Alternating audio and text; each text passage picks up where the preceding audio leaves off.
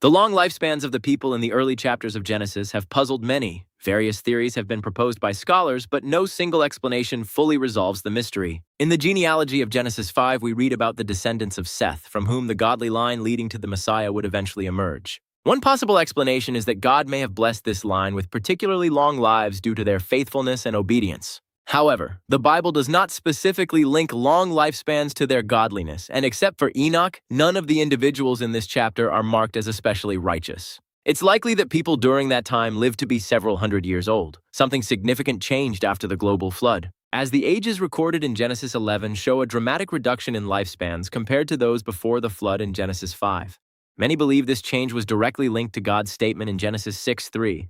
The Lord said, "My spirit will not contend with humans forever, for they are mortal. Their days will be 120 years."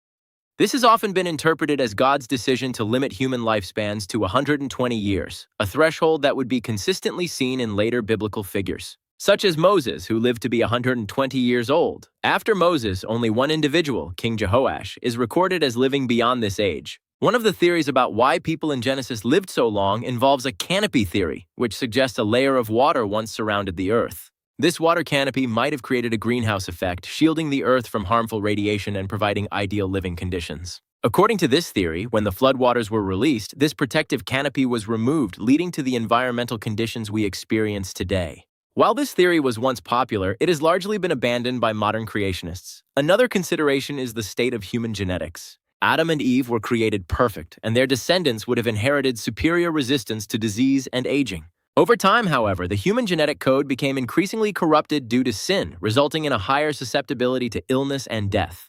This genetic degradation would have led to the gradual shortening of human lifespans. In conclusion, while we cannot say with certainty why people in Genesis lived so long, a combination of divine blessing, genetics, and environment may provide understanding. Regardless of the exact reasons, these long lives point to a time when the world was very different from the one we experience today. If you enjoyed this exploration, please like and subscribe for more biblical insights. Thanks for watching.